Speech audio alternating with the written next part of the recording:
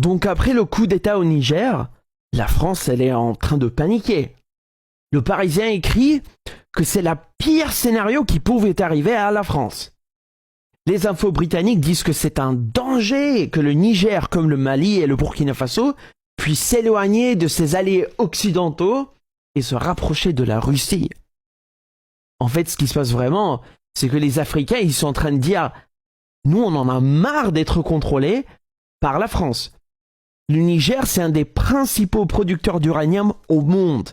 Et donc, quand on parle du néocolonialisme, le Niger, c'est un des meilleurs exemples. La France, elle est fortement dépendante du nucléaire. Un tiers des besoins pour les centrales nucléaires vient du Niger.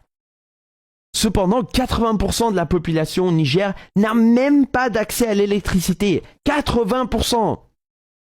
Les entreprises françaises exploitent une ressource de telle valeur et pourtant le Niger ne tire aucun bénéfice de toutes ces richesses. Voire même, c'est le deuxième pays le plus pauvre au monde. Non mais, comment ça se fait? C'est pas possible.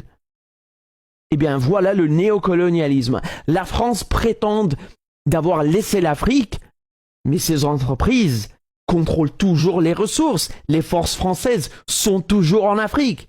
Et c'est exactement cette politique coloniale que le Niger rejette maintenant. Comme d'ailleurs le Burkina Faso et le Mali l'ont fait récemment aussi.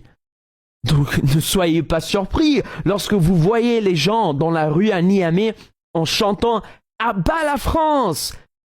et portant des drapeaux russes. Pourquoi d'ailleurs ils tiennent des drapeaux russes? Et bien justement, ça c'est l'indépendance. C'est les Africains par leur propre choix, eux-mêmes, qui décident de se détourner de l'Occident. Ils voient bien la différence. Les Russes, les Chinois, ils font les choses dans les règles. Ils sont franches, ils sont directs. Alors que nous, en Angleterre, en France, en Europe, nous, on a fait quoi en Afrique? On a menti, on a triché, on a volé, on a pillé, on a tué. L'esclavage. C'est ça l'héritage de l'Occident en Afrique. Et ça continue toujours. Mais les médias veulent vous faire croire que c'est la Russie et c'est la Chine qui piègent l'Afrique par la dette. Ah! Genre comme si non, on l'a jamais fait. On l'a carrément inventé. La presse ici parle des dirigeants africains comme si c'était des gosses, comme s'ils étaient stupides. Genre, les Africains, ils savent pas tout simplement ce qui est bien pour eux. C'est nous, l'Amérique, la France, la Grande-Bretagne, c'est nous qui vont aller les sauver. Ah ouais, vraiment. On a déjà vu ce film. Ça termine pas très bien. Les gens sont tellement désespérés et misérables qu'ils fuient les guerres et le pillage que nous, l'Occident, on a fait en Afrique et en Arabie. Ils risquent de périr dans la Méditerranée ou dans la Manche. Mais apparemment, c'est eux les envahisseurs. Quelle hypocrisie! Quelle hypocrisie! Vous voyez aussi que le Mali, la République centrafricaine, le Soudan et d'autres, pourquoi ils ramènent Wagner chez eux?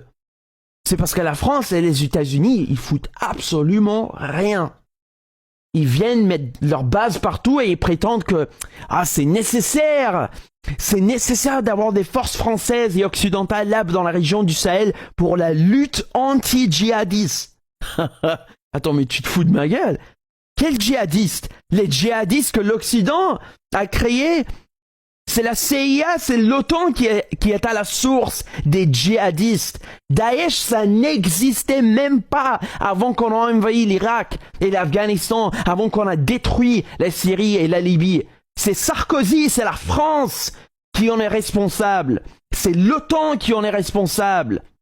Ils créent des problèmes juste pour venir vendre leurs solutions. La guerre, c'est un business pour eux. C'est ça le néocolonialisme. Ils sont jamais partis. Mais là, ils vont avoir un choc. Après, ils se demandent pourquoi les gens au Niger, ils soutiennent la Russie, pourquoi ils font un coup d'État. C'est parce qu'ils en ont marre. Ils en ont marre d'être contrôlés par la France. Ils rejettent un président qui est pro-français et pro-américain. Ils rejettent les chaînes néocoloniales de l'Occident.